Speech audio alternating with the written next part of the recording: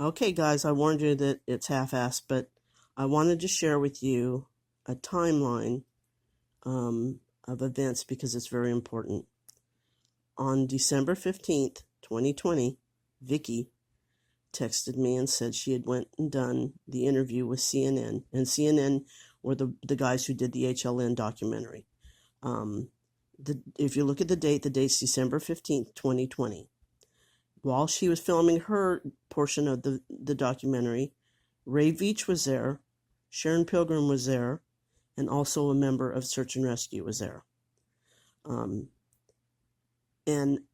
this is basically what it says. I didn't know if it was too late, so I decided to text.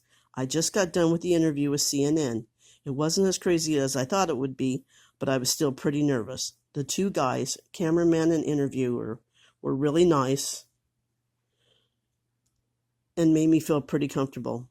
It was actually a pretty cool experience. Again, December 15th, 2020. I did not find the CCTV footage until June 28, 2021.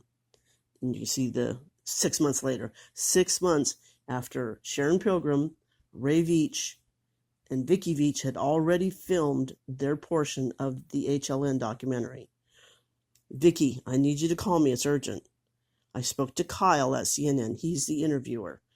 We need to go to Las Vegas Metropolitan Police now that we have the proof. June 28, 2021. July 14th, nothing's done.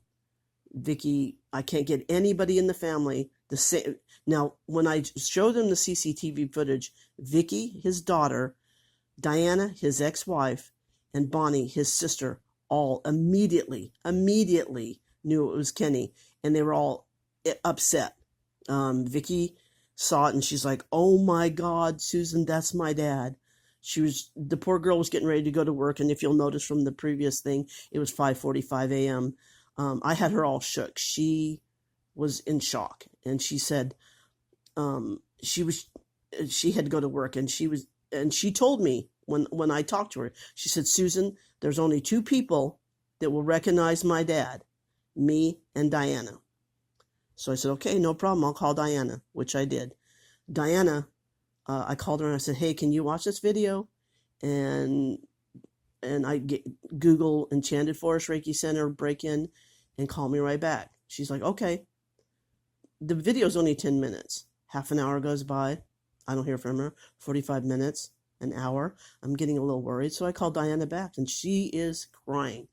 She said, "I want to hurt him so bad. What is wrong with him? Why would he do this to his daughter?" And I have text messages and I can show you them also. We discussed different points of the video. If you'll notice in the video, the CCTV footage, Kenny is the guy's wearing loafers. And I said to Diana, "That's really strange. Did Kenny wear loafers?" And she's like, "Yeah. When he went to work, he would come home and he would take off his work shoes and put on loafers."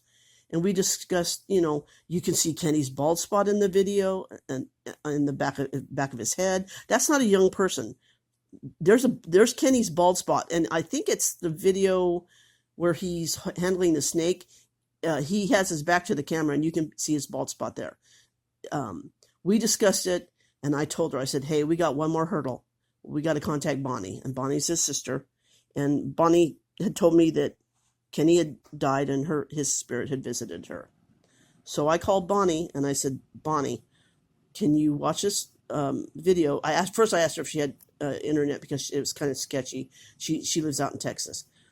She said, "Yeah, I'll call you back." 10 minutes. That's the length of the video. She calls me back and she said, "That's Kenny, my family and life insurance." And we discussed everything then, and they were supposed to go to the police. Well, somehow they got into a huddle and they decided they didn't want to go to the police. So on July 14th, now I found the CCTV footage June 28th, and you can see on the previous thing. On July 14th, I messaged them. "I am so disappointed and pissed off right now. I showed all of you this video, and every single one of you agreed it was Kenny, And now that Metro is taking it serious, not one of you has the balls to talk to them. You would rather have the burden fall on me. And there was a few other, just a little bit more. I I sent them all the information from Detective Santos, Detective Angie Santos. She wanted the members of the family to contact her for an interview. Not one of them would do it. Now we fast forward the same day. Vicky says, "I'm sorry. I can't even describe how I feel right now. My dad disappeared out of nowhere one day, and all I wanted is just an answer. But if this whole thing is true, I don't want to be someone that helped put him in prison, and that's exactly where he would go.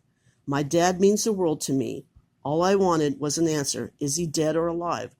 I'll talk to the detective, but you need to know this is effing with me and tearing me apart. I'm pretty much reliving his loss."